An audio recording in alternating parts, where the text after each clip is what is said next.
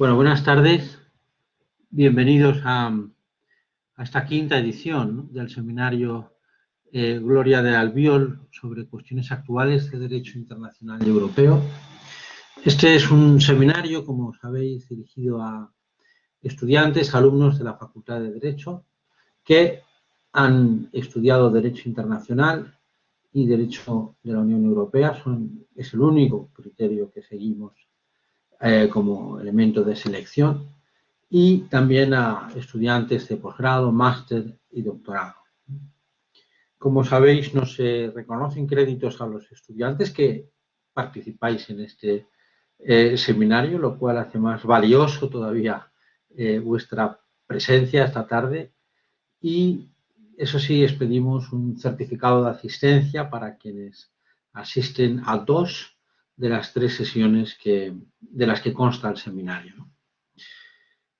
Siempre procuramos que las sesiones traten sobre temas de actualidad, de derecho internacional y de derecho europeo. El año pasado, por ejemplo, tratamos 2 temas, COVID-19 y derecho internacional, en una conferencia que dio el embajador peruano Germán Vera, y también tratamos la sentencia de la Audiencia Nacional sobre protección diplomática, la sentencia en el asunto Souto, ¿no?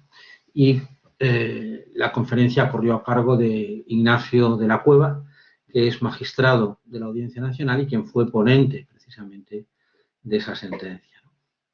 Bueno, en esta ocasión nos ha parecido oportuno tratar, por su importancia, claro, el Brexit, que se ha hecho efectiva su vigencia este año, desde principios de año, y también tratar la enésima reforma del sistema europeo de protección de derechos humanos, que son ambos temas que responden ciertamente por su importancia, por su actualidad, a esa voluntad de tratar temas actuales de derecho internacional y europeo que da título a este seminario, ¿no? Hay una tercera sesión.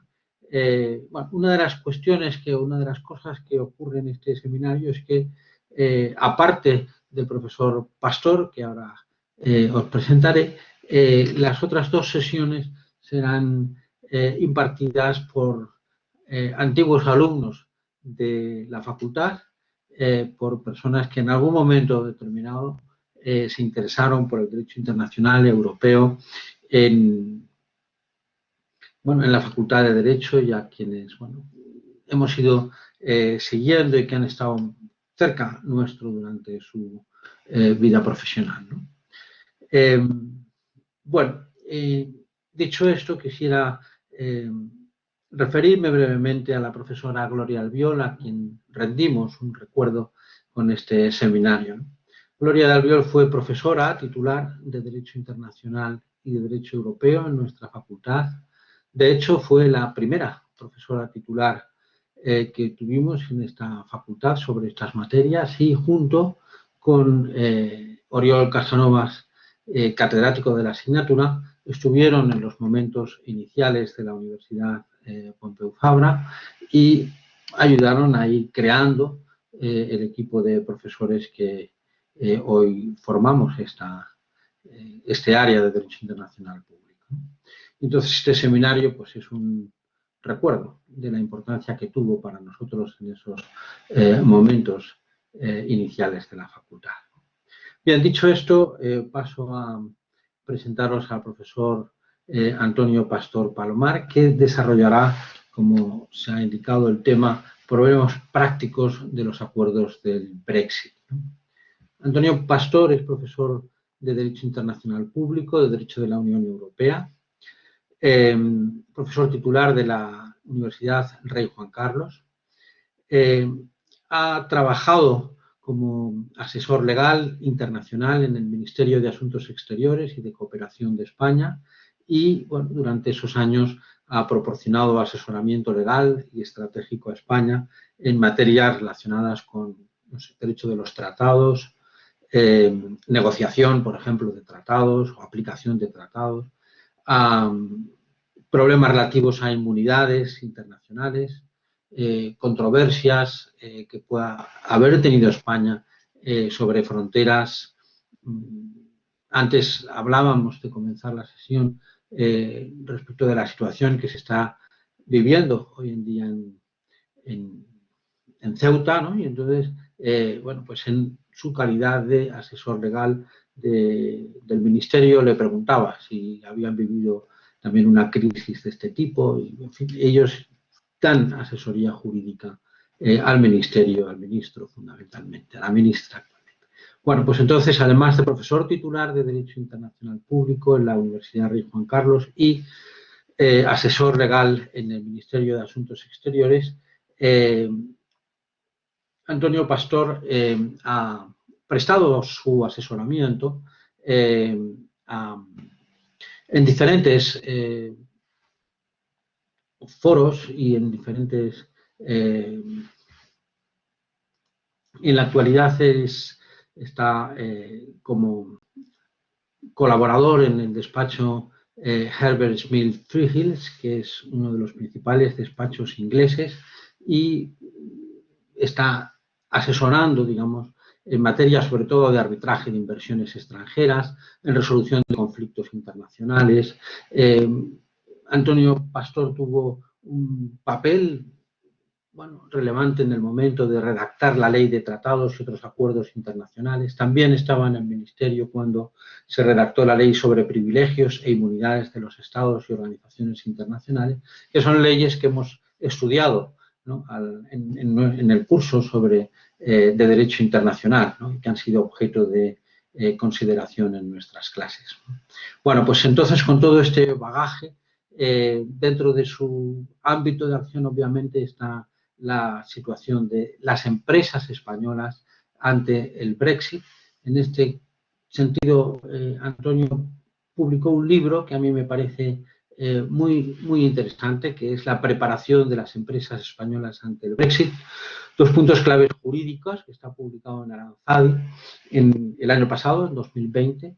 Y bueno, pues le pedí a ver si podía compartir con nosotros sus reflexiones sobre el Brexit, problemas que están surgiendo, cómo influye a ciudadanos españoles, a empresas españolas, etcétera, y este es el sentido un poco de su charla, ¿no?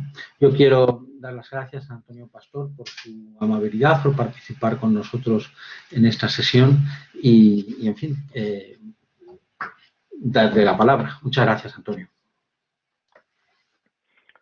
Profesor Ripoll, es un verdadero placer el participar en un seminario que tú diriges y en honor a la profesora Gloria Albiol. El profesor Ripoll, aparte de amigo, es uno de los más prestigiosos de su generación o de nuestra generación en la materia de Derecho Internacional Público, y yo valoro especialmente el que haya trabajado unos años en el Tribunal Constitucional y esa parte práctica tan fundamental para la investigación y para la docencia, y le agradezco especialmente que me haya invitado.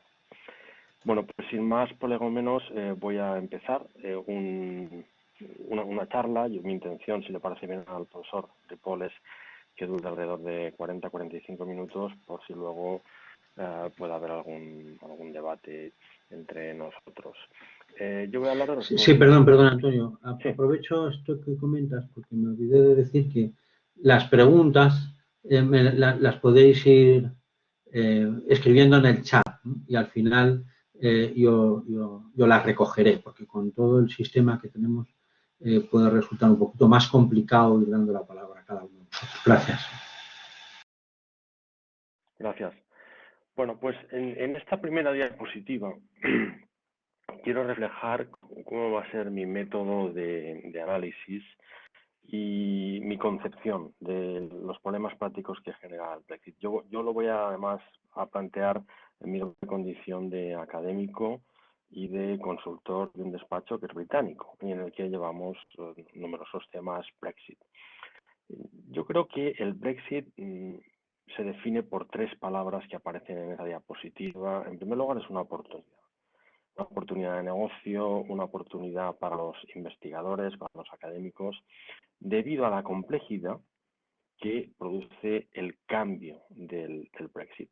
Es cierto que el Brexit ha generado muchas discrepancias de todo tipo, sociales, políticas, económicas. Ahí recojo algunas frases justo antes del 31 de diciembre de 2020, que fue la fecha crítica cuando el Reino Unido ya abandonaba definitivamente el mercado interior y la unión aduanera. Y lo que me quiero preguntar en este momento es ¿dónde estamos jurídicamente en relación con los acuerdos del Brexit? En esa complejidad regulatoria, ¿en qué momento jurídico estamos? ¿Cómo el Brexit afecta a los ciudadanos y a las empresas, que son parte de los principales destinatarios de estos acuerdos, ¿no? Y voy a recalcar, voy a hacer hincapié en que hay dos transiciones y que las soluciones que hasta ahora se han dado en dos grandes tratados, el acuerdo de retirada y el acuerdo de comercio y cooperación, son soluciones simplemente temporales. Es decir, hay dos transiciones. Y para abordar estos problemas prácticos, yo propongo un análisis sectorial, casuístico, desde un punto de vista positivo, es decir, verlo como una oportunidad, como un negocio, ver dónde están los elementos positivos de la aplicación de este marco jurídico. Y creo sinceramente que en los despachos y en las universidades lo que tenemos que hacer es conocer muy al detalle y entrar dentro de la complejidad enorme que representan este nuevo marco jurídico, estos dos tratados. Voy a empezar por el tratado que llevó a cabo la desconexión ordenada del Reino Unido. Doy por hecho que ustedes conocen una buena parte de los contenidos, por lo que voy a ser selectivo. Y es el acuerdo de retirada. El acuerdo de retirada y sus protocolos es el primer tratado que, como ustedes saben, entró en vigor el 1 de febrero de 2020 y que se considera derecho primario, porque es un tratado que modifica los tratados constitutivos de la Unión Europea. Por cierto, es trilateral, aunque a veces se presenta como bilateral, técnicamente es trilateral porque es verdad que hay dos bloques, el comunitario y el del Reino Unido, pero el bloque comunitario está compuesto de dos organizaciones internacionales independientes, la Unión Europea y Euratom. Y esto no es un mero tecnicismo, sino que tiene consecuencias prácticas. Y digamos que el principal rasgo del acuerdo de retirada es que establece un ejemplo extraordinario y sin precedentes en las organizaciones internacionales, al menos en las europeas, de derecho transitorio.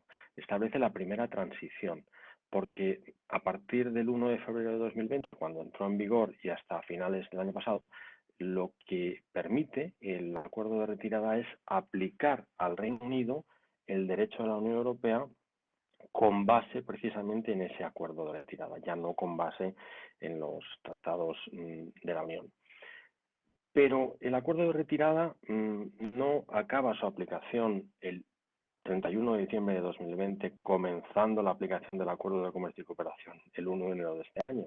Todo lo contrario, hay una buena parte de sus disposiciones que, a pesar de haber entrado en vigor en febrero de 2020, se prevé su aplicación el 1 de enero de este año, de 2021, nada menos que las disposiciones que afectan a la ciudadanía, por ejemplo, ¿no? Por lo tanto, yo me atrevo a decir que el acuerdo de retirada plasma una primera transición y una segunda transición en coexistencia con el ACC, con el Acuerdo de Comercio y Cooperación, que, como todos sabemos, se aplicó provisionalmente por razones de urgencia y necesidad el 1 de enero de este año y ha entrado en vigor muy recientemente, ¿no? el 1 de mayo, el 1 de este mes, y que se va a revisar a los 5 años para que vean cómo empieza a tener sentido aquella frase que hemos dicho sobre las soluciones temporales. Y además creo que tenemos que tener en cuenta la existencia de otros dos tratados, el Acuerdo de Seguridad entre la Unión Europea y el Reino Unido y el Acuerdo Nuclear entre Euratom y el Reino Unido, que también fueron firmados el 30 de diciembre de 2021. Pero yo me voy a centrar fundamentalmente en el ACC. Bien, pues el acuerdo de retirada, que sigue vigente, ha dado muestras por parte del Reino Unido de dos flagrantes incumplimientos. Uno en otoño de 2020, cuando se presentó al Parlamento británico la Ley del Mercado Interior, del Reino Unido que vulneraba nada menos que un principio general del derecho establecido positivamente en el artículo 5 del acuerdo de retirada, la buena fe. De hecho, la Unión Europea inició un procedimiento de infracción y envió una carta de emplazamiento, un recurso de incumplimiento al Reino Unido. Y por otro lado, en marzo, hace unos meses, unas semanas, se produjo otra violación del acuerdo de retirada, en concreto de uno de sus anexos, del protocolo de Irlanda del Norte, cuando el Reino Unido pretendió modificar unilateralmente las medidas relativas a los controles aduaneros. Y esto hay que dejar claro que puede tener consecuencias también para la aplicación del acuerdo de comercio y cooperación, porque puede llevar a la terminación de la suspensión del mismo.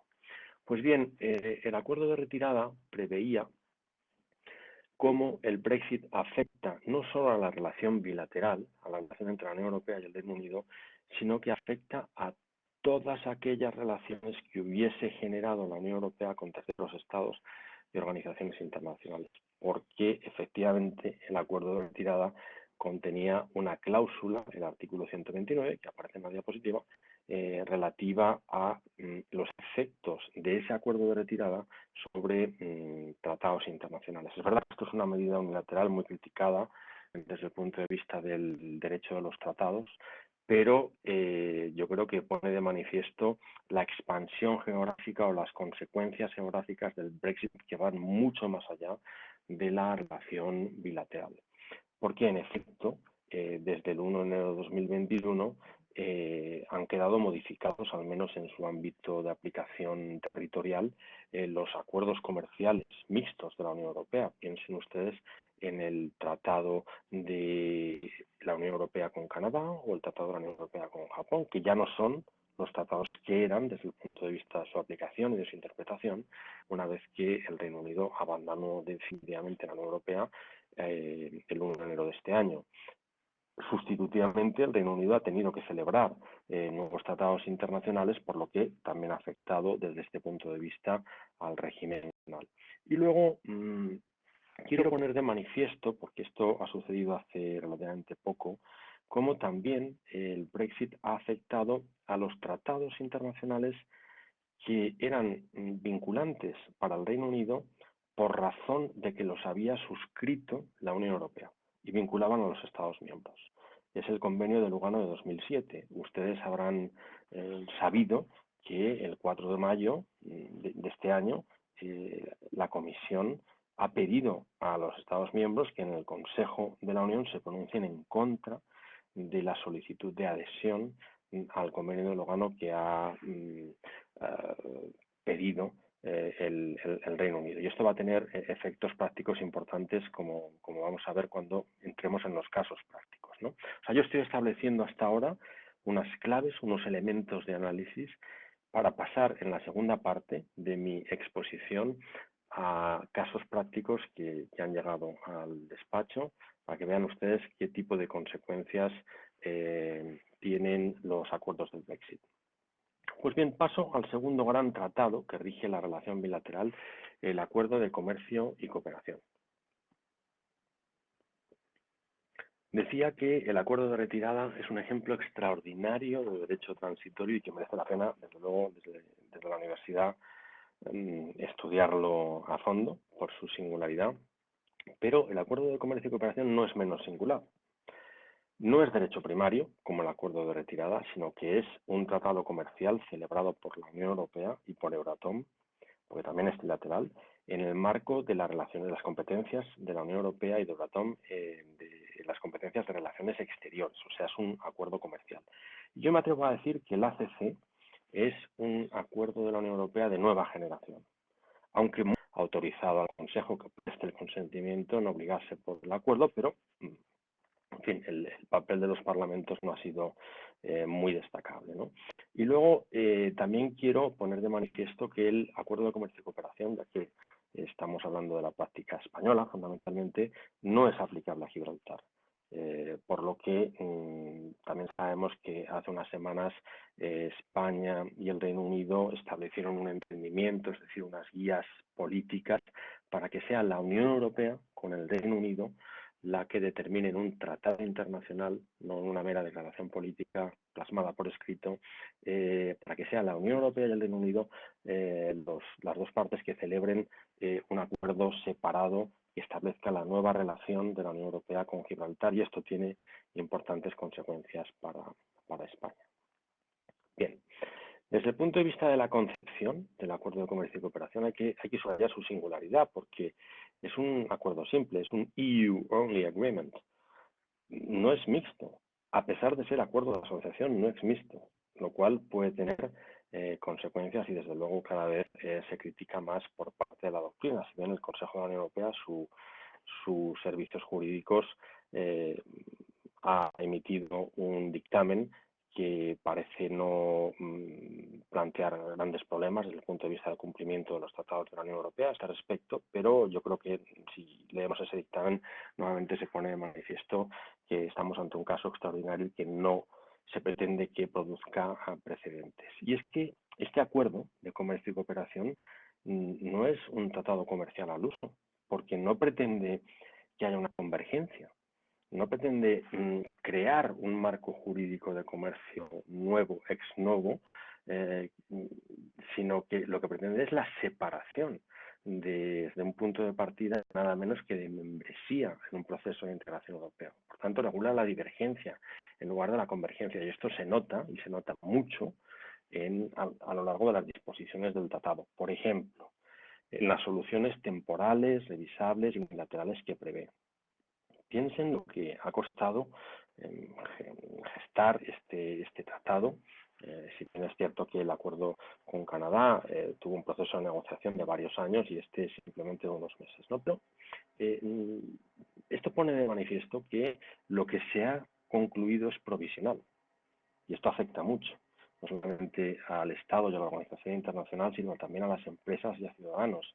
El artículo 776 del acuerdo lo que prevé es que a los 5 años de su aplicación se va a revisar. Y también hay cláusulas de terminación general del tratado, en esos artículos que se citan en la diapositiva, y no solamente de terminación general, sino que hay títulos particulares del tratado que se pueden terminar a iniciativa de una de las partes. Se pueden denunciar unilateralmente, por ejemplo, los títulos relativos a la pesca o al transporte por carretera.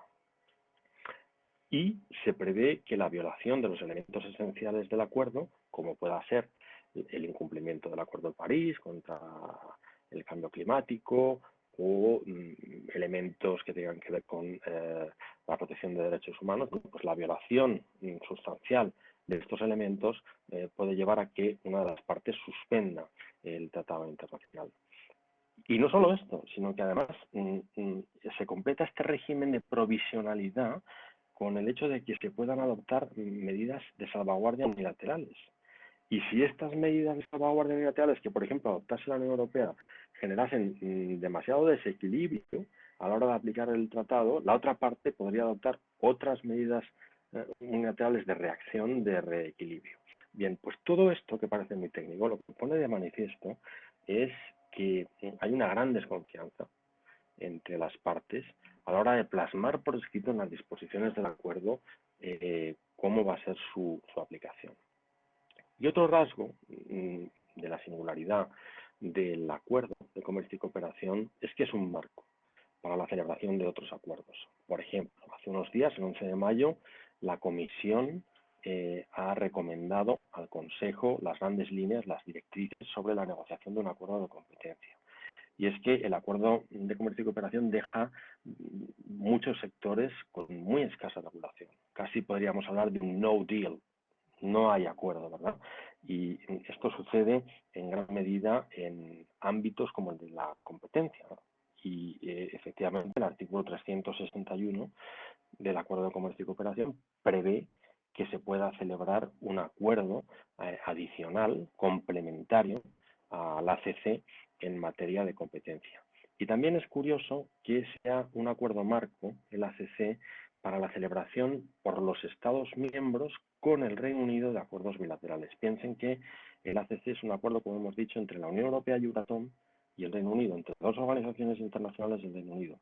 Bien, pues este tratado prevé que se puedan celebrar acuerdos bilaterales autorizados a los Estados miembros con el Reino Unido. O sea que desde el punto de vista del derecho de los tratados también es peculiar. Otro punto más que me interesa destacar de este complejo acuerdo, porque fíjense, tiene 783 artículos y un montón de anexos y protocolos, ¿no? Me interesa destacar su contenido, que yo creo que se puede estructurar en tres grandes bloques. La primera parte hace referencia al comercio y el transporte, la segunda a la cooperación y seguridad interior y la tercera a la gobernanza del tratado. Claro, si lo analizamos desde lo que tenía antes el Reino Unido, que era la membresía, la participación en el proceso de integración europea, el derecho a la Unión Europea, hay muchos ámbitos quedados en regular, como decía antes, ¿no? O sea, hay mucho no deal, por ejemplo, en ámbitos tan importantes para la economía británica como el de los servicios financieros o la cooperación judicial civil, a la que luego me referiré en los casos prácticos, que es fundamental para las relaciones económicas y empresariales. Dentro de ese contenido se observan ámbitos especialmente innovadores, que se comparan con otros tratados comerciales de la Unión Europea, porque es el primer tratado comercial de la historia de la Unión Europea en el que hay 0 aranceles y 0 contingentes para las mercancías, siempre y cuando se cumplan unas rigurosas normas de origen. Y también es innovador en materia de contratación pública. Como también se puede destacar el innovador o extraordinario en el ámbito de la gobernanza del tratado, cómo se va a aplicar, cuáles son los principios de aplicación y qué mecanismos garantizan su aplicación e interpretación, ¿no? Bueno, pues voy a resumirlo mucho, pero aquí básicamente hay un mecanismo general de consultas en una estructura institucional creada por el tratado muy compleja, con un montón de comités y un consejo de asociación que es el body, la institución principal. Se prevé también el arbitraje y mecanismos, como antes he dicho, unilaterales de suspensión, incluso de suspensión cruzada. Es decir, si una de las partes, el Reino Unido, viola el tratado y lo hace en el ámbito, por ejemplo, de las normas laborales o de las normas medioambientales, la otra parte puede suspender un título del tratado que no tenga nada que ver con estas normas laborales, ¿no? Esto es innovador, ¿no?, en los tratados comerciales de la Unión Europea. Pero sucede que el mecanismo de gobernanza, es verdad que hay un mecanismo general, pero no se aplica a todos los ámbitos del tratado, por lo que hay que prever mecanismos especiales, como por ejemplo en materia de igualdad de condiciones y de pesca. Luego me voy a referir a esto, ¿no? Y luego destaca, pero tiene una justificación, destaca que no haya un mecanismo de solución de controversias de inversión. Sí se regulan las inversiones en el Acuerdo de Comercio y Cooperación, pero no hay un mecanismo de solución de controversias cuando haya problemas de inversión, como suele suceder en el caso de los tratados comerciales y de inversión. ¿Y por qué sucede esto? Bueno, pues por varias razones, pero yo creo que desde el punto de vista técnico-jurídico interesa destacar que la solución de controversias de inversión es una competencia de los Estados miembros. Por lo tanto, el ACC no se podía haber concebido y concluido como se concibió, como un EU-only agreement, si se incluyera esta parte del mecanismo de solución de controversias, ¿no? Y, por supuesto, también es innovador ese level playing field, la igualdad de condiciones, porque lo que pone de manifiesto, ya lo hemos dicho, esta sección del tratado es la gran desconfianza que había sobre el cumplimiento por parte, sobre todo por parte del Reino Unido, perdón, de la Unión Europea, el cumplimiento por el Reino Unido de las disposiciones del tratado, ¿no? Y por lo tanto hay un título, una sección, el de la igualdad de condiciones, que es especialmente interesante. En suma, se puede decir que el Acuerdo de Comercio y Cooperación es estilo al de Canadá, pero desde luego está mucho más cercano al no deal que a la membresía de la Unión Europea. O sea, tanto la Unión Europea como el Reino Unido han perdido mucho en esa nueva relación jurídica. Y por último, quiero destacar dos aspectos. Primero, del ACC, uno que no tiene efecto directo, es decir, no se puede invocar por los particulares, empresas, ciudadanos. Sus disposiciones en el derecho interno no se pueden invocar, a derechos privados, a diferencia del acuerdo de retirada que hemos dicho derecho primario y lógicamente se puede entender mucho mejor que si produzca efecto directo. Es verdad que el acuerdo de comercio y cooperación que no produce efecto directo en el ordenamiento interno es en este punto similar al CETA o al acuerdo con Japón, ¿no? Y no nos debe despistar el que no tenga efecto directo el hecho de que el Reino Unido haya adoptado una norma interna para transponer ese tratado, la EUFRA, ¿no? European Union Future Relationship Act, que es la que tiene un artículo 29 que va a ser objeto de comentario académico y de problemas prácticos. El artículo 29 parece que sí otorga un cierto efecto directo a este tratado. Pero bueno, lo dejo ahí. Y luego la estructura institucional es muy compleja porque hay un montón de comités, solo hay 11 en la parte relativa al comercio, pero el órgano principal, como antes he dicho, es el Consejo de Asociación, que adopta decisiones vinculantes e incluso puede modificar el tratado internacional. Destaco el Tribunal de Arbitraje, que se puede crear una asamblea parlamentaria conjunta, a pesar de que hasta este momento se puede decir que los parlamentos nacionales apenas han jugado un papel en la concepción de este tratado, y luego también se da un papel a la sociedad civil a la que se le puede consultar en relación con la aplicación de tratados. Otra clave, antes de pasar ya directamente a los casos prácticos, otra clave de interpretación, de análisis de los acuerdos del Brexit es el derecho interno. ¿Por qué?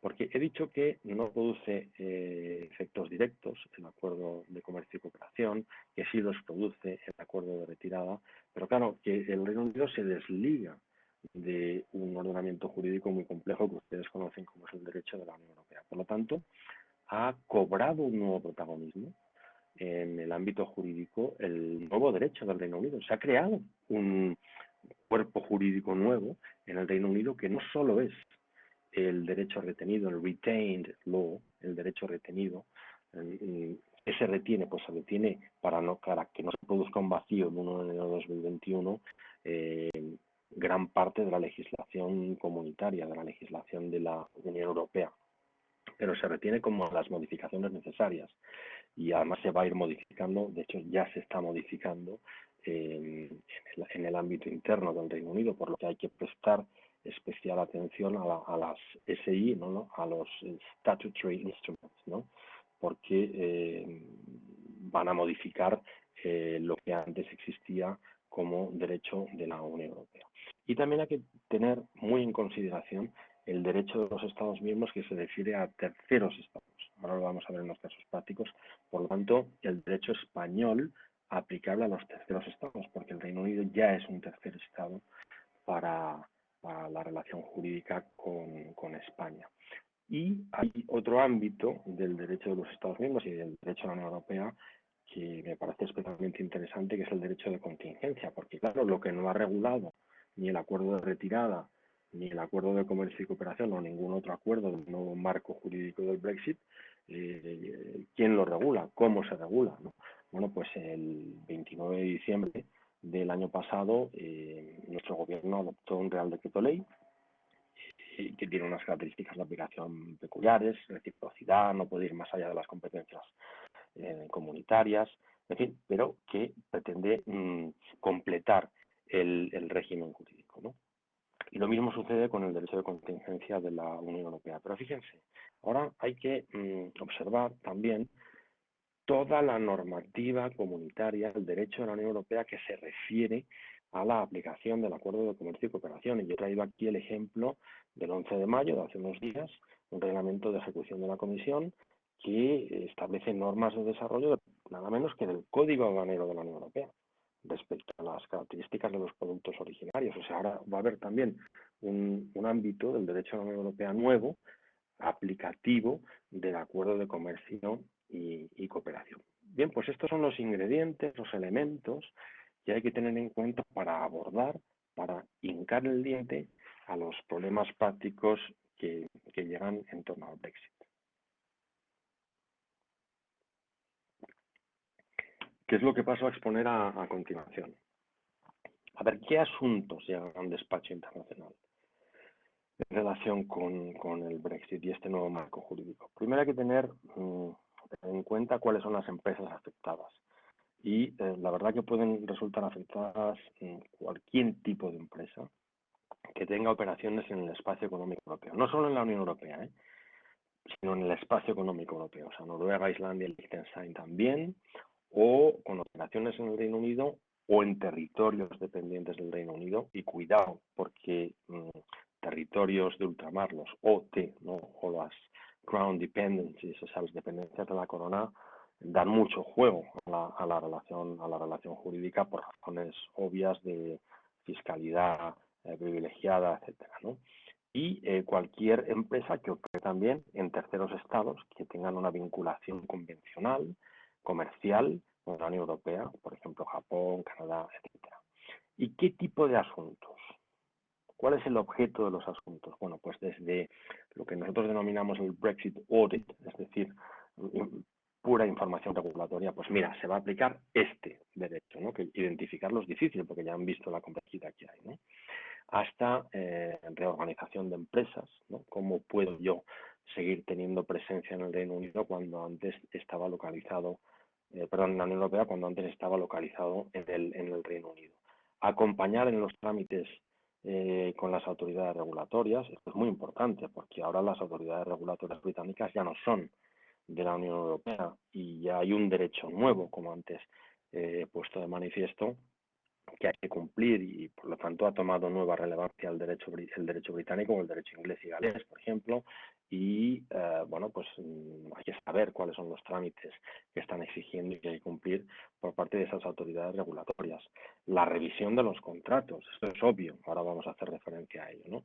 Entre otros. Voy a centrarme en el siguiente problema práctico, en cómo quedan los servicios financieros en el espacio económico europeo. Fíjense, hace unos días nos llega una consulta a propósito del Prospectus Regulation, ¿vale?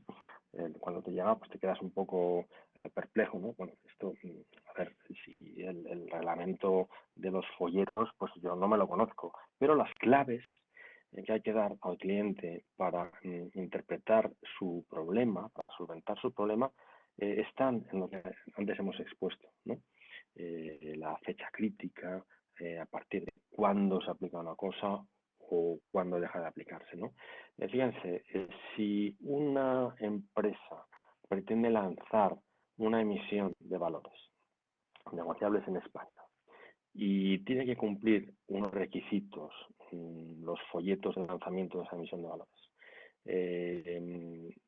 los requisitos del derecho de la Unión Europea, lo que se tiene que plantear la empresa británica, por ejemplo, es si se sigue aplicando al Reino Unido a partir del 1 de enero de 2028 el reglamento de los folletos o el Prospectus Regulation, ¿no? Bueno, pues evidentemente depende de cuándo se haya lanzado la emisión de valores. Hasta el 31 de diciembre de 2020 hay un régimen de pasaporte y por lo tanto, si se aprobó el folleto antes de esa fecha, eso le daba acceso al mercado único y un operador del Reino Unido podía operar en el espacio económico europeo y viceversa, porque se aplicaba el derecho de la Unión Europea en virtud del acuerdo de retirada, ya lo he dicho, ¿no? Esa era la base jurídica de la aplicación del derecho de la Unión Europea. Pero ¿qué ocurre con el 1 de enero del 2028 cuando ya se va definitivamente el Reino Unido? Ya no era Estado miembro, pero se va del mercado interior, del mercado único y de la Unión Aduanera. Bueno, pues esto no lo solventa el Acuerdo de Comercio y Cooperación, porque en este punto es un no deal, no guarda silencio. Por lo tanto, hay que tener en cuenta los elementos a los que antes hemos apuntado, ¿no?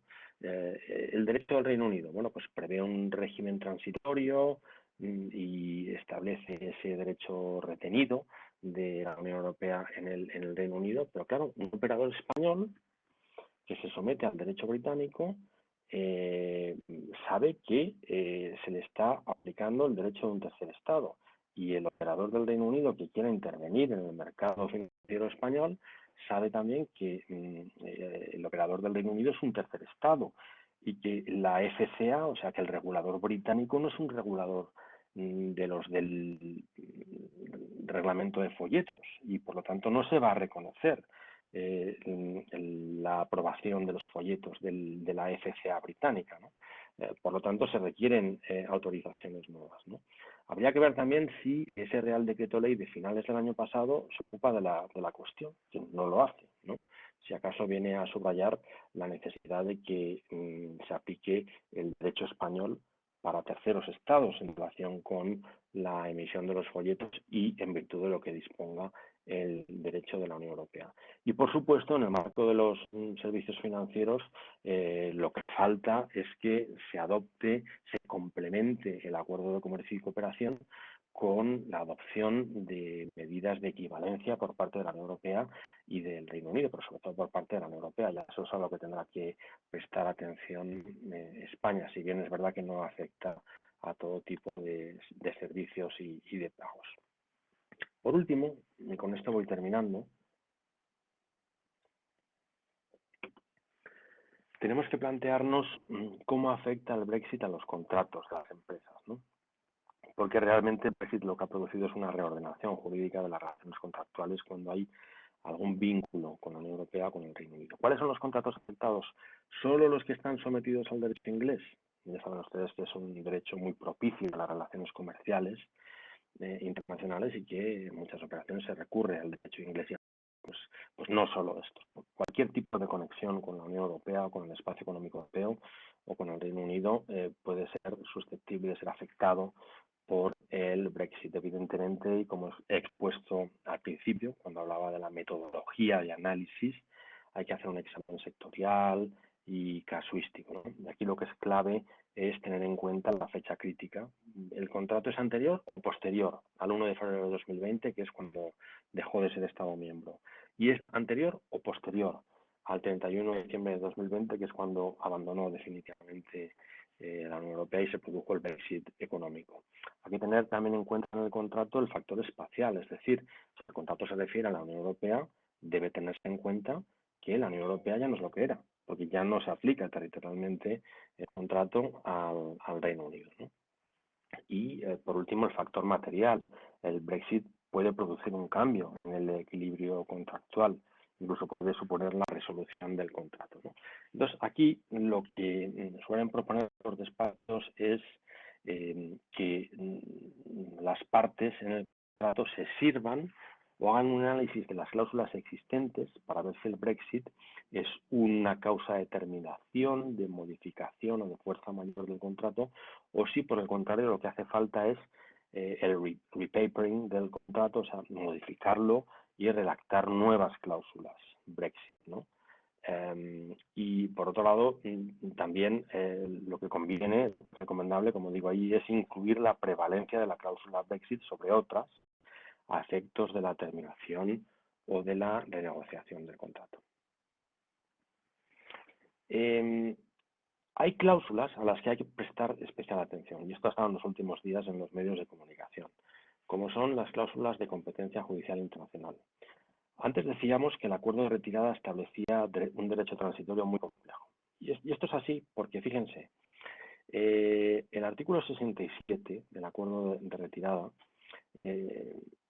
establece que los procesos judiciales incoados antes de la transición o los procesos de acciones relacionados con esos procesos, incluso iniciados tras la transición, a esos procesos judiciales incoados antes de la transición les seguirá siendo aplicable el derecho de la Unión Europea. Por lo tanto, permítanme esta simplificación. ¿Sigue siendo aplicable al Reino Unido el derecho de la Unión Europea? Sí. Tajantemente, sí. Si, como es este caso, cabe aplicar el artículo 67 del acuerdo de retirada, que establece un proceso transitorio. El acuerdo de comercio y cooperación en materia de competencia judicial internacional no dice nada, ¿no? Por lo tanto, lo que hay que hacer es aplicar la Ley Orgánica del Poder Judicial Española en el caso de la competencia judicial en España, ¿no? Y voy a hacer referencia también al Convenio de Lugano de 2007, porque fíjense, para determinar la competencia judicial internacional o los efectos que pueda tener y el reconocimiento que se pueda dar a una resolución extranjera británica en el territorio comunitario o viceversa, se podría haber utilizado el convenio de Lugano de 2007, ¿no? Que contiene una regulación complementaria pero parecida al reglamento Bruselas 1 bis. Bien, pues no. El convenio de Lugano de 2007, el Reino Unido solicitó su adhesión al mismo y sucede que el propio convenio establece unas disposiciones para las nuevas adhesiones por las cuales la Unión Europea tiene que aceptar como parte el consentimiento de los estados que quieran adherir. Y la Unión Europea acaba de decir, acaba de recomendar al Consejo que no acepte la incorporación del Reino Unido porque ha abandonado el espacio judicial de cooperación en materia civil y ya no hay suficiente confianza entre las partes, entre los tribunales, y no se cumplen las condiciones para que sea un Estado adherido al convenio de Lugano, ¿no? Si bien es cierto que se podría aplicar sustitutivamente el convenio de la Haya de 2005, pero tiene una aplicación más específica porque solamente rige cuando hay acuerdos de las partes exclusivos de elección de foro, ¿no? O sea, se limita a unos supuestos muy concretos, ¿no? Bueno, pues voy concluyendo. También hay que tener en cuenta, muy especialmente en los contratos, las cláusulas de reconocimiento y ejecución de resoluciones extranjeras. A nosotros constantemente nos preguntan los clientes qué ocurre si mi contrato se somete a un tribunal británico, qué va a ocurrir en el futuro, va a tener reconocimiento en España, qué problemas de ejecución va a haber. Bueno, pues lo mismo. El acuerdo de retirada establece un periodo transitorio. Si el proceso judicial se ha incoado antes del fin del periodo transitorio, se va a poder someter al reglamento Bruselas 1 bis, pero si no es así, hay más problemas, evidentemente. El acuerdo de comercio y cooperación no ha querido regular esto, aquí hay un no deal. Supletoriamente se aplicarían los tratados internacionales relevantes, ya se sabe que el Lugano no se puede aplicar. Y así como antes había un convenio de la Haya de 2005 que tenía una aplicación para casos particulares, en este caso el convenio de la Haya de 2019, su reconocimiento de ejecución no está en vigor, por lo que no nos sirve, ¿no? Y luego, por supuesto, hay que tener muy en cuenta el derecho retenido de la Unión Europea en el Reino Unido. Lo mismo sucede para los problemas de derecho aplicable. En conclusión, yo creo que cualquier análisis de los efectos de los acuerdos del Brexit en la práctica internacional hay que realizarlo teniendo en cuenta estos ordenamientos jurídicos. Uno, el derecho de la Unión Europea, incluidos, porque ya son derechos de la Unión Europea, el acuerdo de retirada, el acuerdo de comercio y cooperación y sus acuerdos complementarios. Otro, el derecho internacional, esos tratados internacionales a los que he hecho referencia, las legislaciones nacionales de los Estados miembros y del Reino Unido. Creo que el Brexit ha dado lugar a un derecho transitorio sin precedentes en la Unión Europea e interesantísimo desde el punto de vista de la práctica y del estudio por parte de los investigadores de las universidades. Debe quedar muy claro que el vigente acuerdo de retirada se aplica e interpreta con el acuerdo de comercio y cooperación hasta el punto de que violaciones del uno afectan al otro, y desde el punto de vista conceptual yo creo que de esta complejidad debe surgir una oportunidad, pero me permito invocar a Shakespeare en Ofelia, en Hamlet, y en relación con lo que se planteaba Ofelia, ¿no? Después del Brexit no se sabe lo que va a ser del Reino Unido. Esta ha sido mi exposición. Muchas gracias.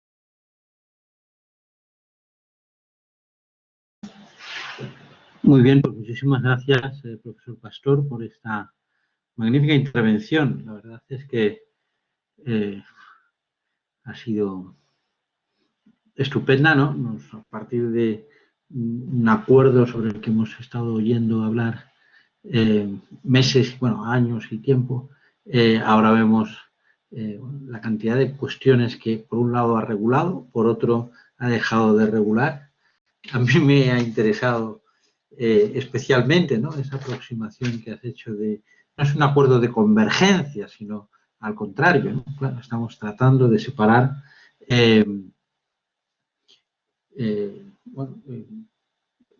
separar el Reino Unido del mercado interior, ¿no? Y entonces eso tiene unas dificultades importantes, ¿no? En el aspecto práctico, por ejemplo, resoluciones judiciales que son aprobadas o eran aprobadas por tribunales británicos y que eran inmediatamente reconocidas, ¿no?, en España, en todos sus efectos, hoy en día volverán a tener que pasar por obtener el exequatur, etcétera. O sea que eso hace muchísimo más complejas las relaciones jurídicas y las relaciones comerciales, ¿no?, en principio.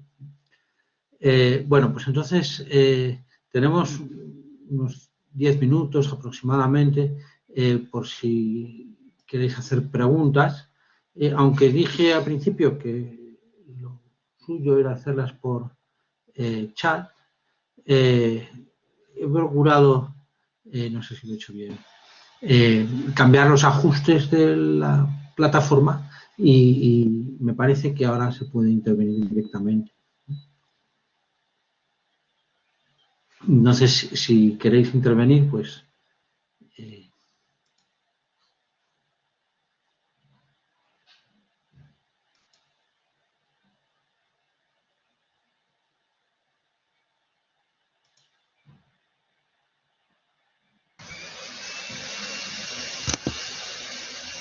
Sí, María, por favor, cuando quieras.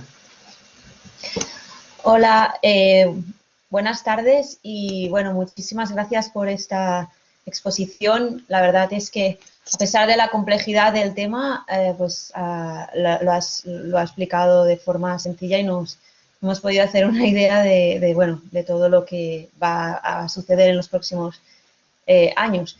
Yo quería preguntarle si se atrevería a hacer un diagnóstico después de esa transitoriedad, si cree que la relación tirará más hacia una free trade area o hacia una unión aduanera del tipo que tiene pues Turquía con la Unión Europea, o cree que seguiremos en algo más liberalizado. Muchas gracias. Gracias, María. A ver, yo suelo ser prudente por naturaleza, pero en el caso del Brexit, si cabe, todavía más. Yo creo que va a haber problemas en la aplicación del acuerdo de retirada, de hecho ya los ha habido, y del nuevo acuerdo de comercio y cooperación, entre otras razones por su complejidad. Entonces, el operador jurídico, el operador económico, se enfrenta a un texto que no es normal no tiene precedentes, ¿no? Por lo tanto, yo, antes de pensar en cómo se puede revisar el acuerdo de comercio y cooperación, yo iría paso a paso. De momento, yo creo que interesa muchísimo saber cómo va a quedar dos ámbitos. Uno, las decisiones de adecuación en materia de protección de datos personales, que, bueno, pues apenas es cuestión regulada. Es verdad que hay regulación, ¿no? Hay un título, una sección del acuerdo dedicada a esto, pero hay que ver cómo quedan las decisiones de adecuación.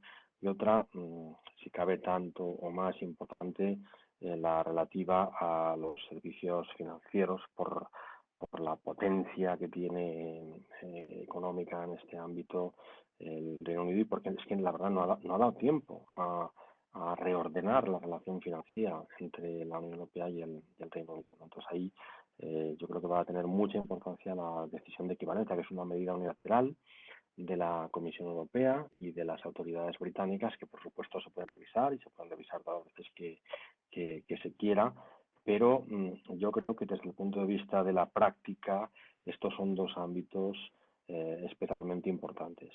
Y luego también yo voy a prestar especial atención a los elementos esenciales del acuerdo de comercio y cooperación a los que me he referido, ¿no? Es decir,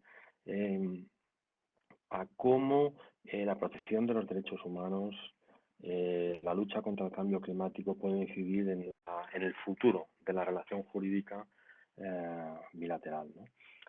La verdad que yo tuve ocasión de reunirme el año pasado, en marzo, justo la semana antes de que empezara toda la historia del COVID. Estuve en Alemania con el juez Tribunal Europeo de Derechos Humanos británico. Y yo le pregunté cómo iba a quedar el Convenio Europeo de Derechos Humanos en el Reino Unido tras el Brexit. Y bueno, como se ha visto, como se vio en los meses sucesivos, desde que nos coincidimos en marzo, pues el ámbito de los derechos humanos ha sido muy difícil de negociar y para nada está cerrado este punto, ¿no? O sea, él no tenía claro que hubiese derogaciones del convenio de derechos humanos y bueno, de hecho, en el acuerdo de comercio y cooperación, la violación de este elemento esencial para la aplicación del convenio puede suponer la denuncia unilateral o la suspensión temporal, ¿no?, del acuerdo, lo que pone de manifiesto la desconfianza de las partes en este cumplimiento. O sea, que yo creo que hay que hacer un análisis sectorial, depende de los sectores, pero hay algunos de especial importancia y hay que ver cómo evolucionan, ¿no? Muchas gracias. Perfecto, perdón. Estaba comentando que si hubiera una pregunta, pues podemos hacerla, pero solo una. Y si no es así, pues lo vamos a dejar aquí porque hemos estado durante toda esta hora pues atendiendo toda esta magnífica intervención.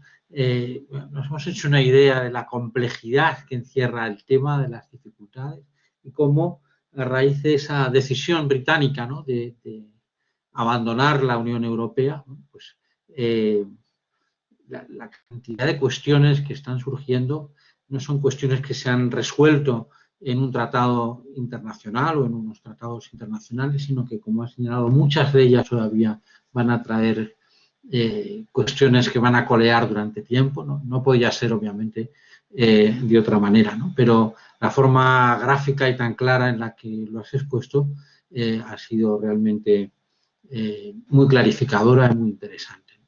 Entonces, pues vamos a dejarlo aquí. Muchísimas gracias, Antonio, por tu intervención y para nosotros ha sido un honor, ¿no?, contar contigo. El honor ha sido mío. Muchísimas gracias a todos. Hasta pronto. Hasta luego, gracias.